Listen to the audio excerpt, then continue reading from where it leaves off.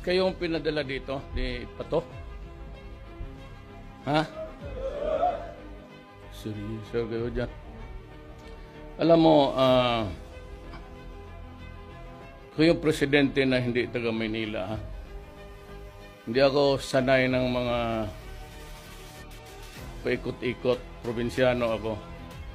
At matagal akong mayor sa aming syudad.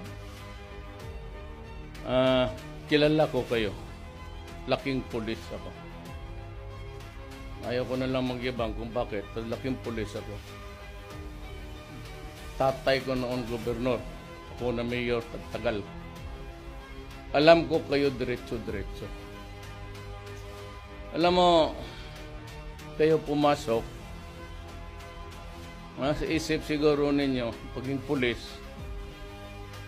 pag may baril, may badge, yun na yun.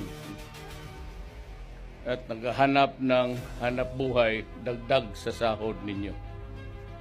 Alam ko na ang sahod ninyo maliit. Kaya nga ako naghanap ng pera at inuna ko kayo. Talagang kayo by the end of this year, dublado na ang sweldo ninyo.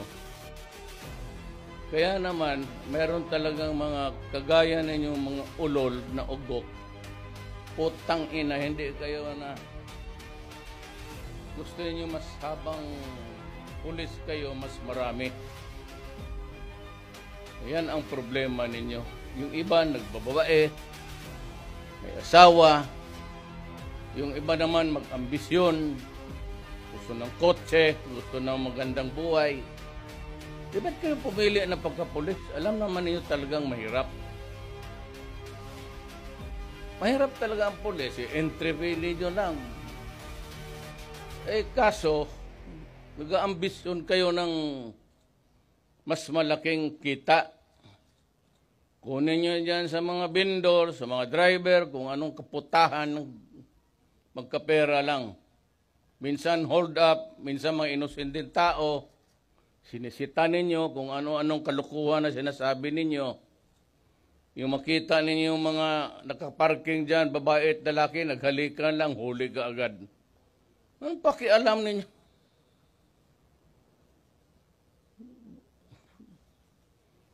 Maghanap kayo ng mali para magka-pera.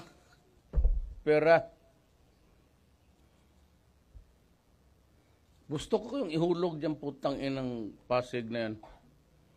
Pero wag na lang kasi itong human rights, kung anong nakikita naman sa buhay ng isang taga-gobyerno na gustong disiplinahin kayo. Gusto ko palinisin ko kayo ng magbalik kayo dito, mag-swimming trunks. Linisin ninyo yung Pasig River. Inumin ninyo kasi madumi. Putang ina kayo.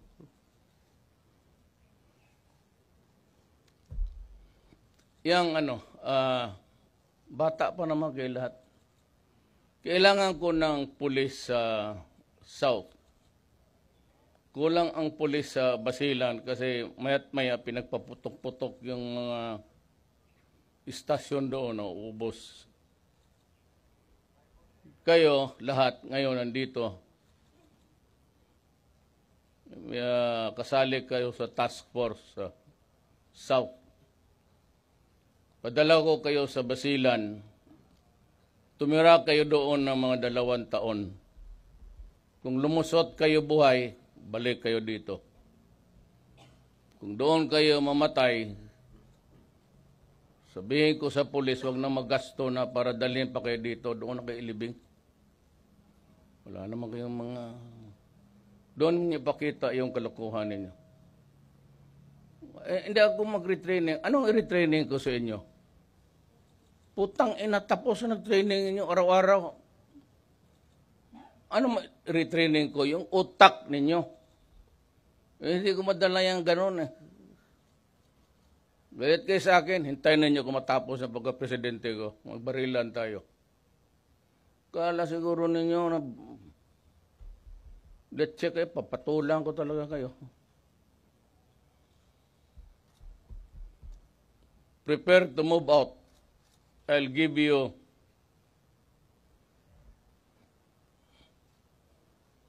2 weeks from now, 15 days. Ano na kayo, start to move out. If you do not want to go there, go to your superior officer and tell them that you are going to resign. Otherwise, ayaw ninyo, hanapan ko kayo ng mali. Kayo nandito, mga gago kayo eh. So meron talaga ako masilip. Either I will dismiss you. Alam mo, kailangan ng Pilipinas, isang squad ng Army, Navy, pati Air Force, Police, to keep track of you. Kasi karamihan ng mga police, yung na-dismiss, yon ang mga sindikato kasi may alam kayo. Kayo ang pinakadelikadong kriminal pag naalis sa pulis. Alam ninyong pasikot-sikot eh. Alam ninyo kung putang ina, papatayin ko talaga kayo harap ng Pilipinas. Kayo ang magdroga-droga, anak ng pasensya na lang. Hindi ako magdalawang isip. Kayo ang extrajudicial killing talaga. Totoo yan. Pag naalis kayo, if you opt to retire, then behave. Maghanap kayo ng hanap buhay ninyo na malinis. At kayong mga pulis na dati, mga sindikato, wag na wag kayong pumasok. Because I will create a battalion para lang to keep track of your movements.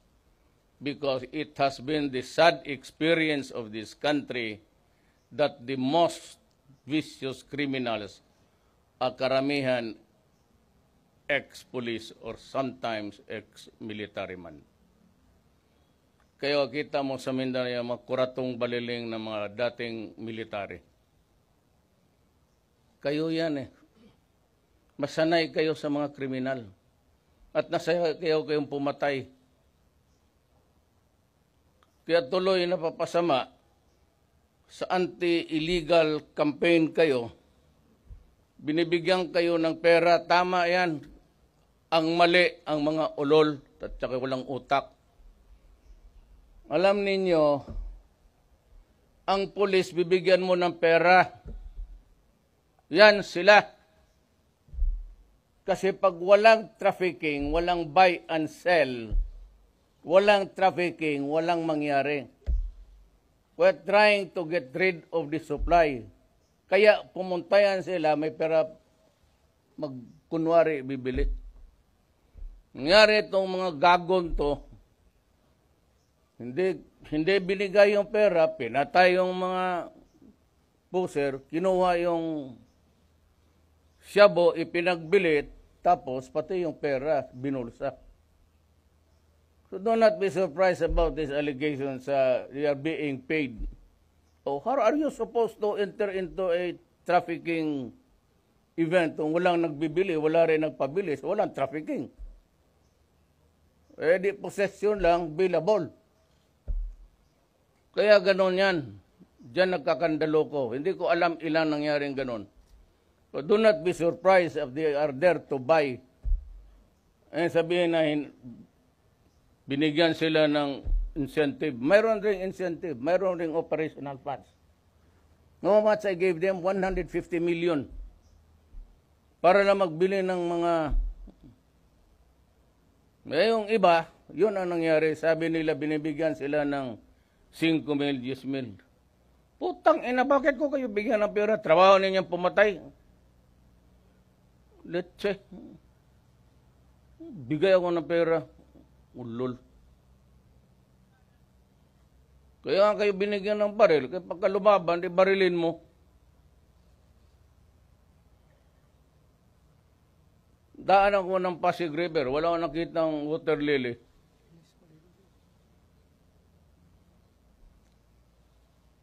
So, prepare to move out. Doon, makita mo yung kagaguhan mo doon. Kwentro mo doon, Abu Sayyaf, pati mga tausog.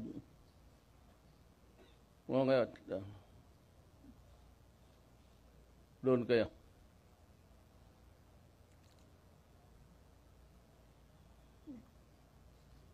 Tangina ninyo.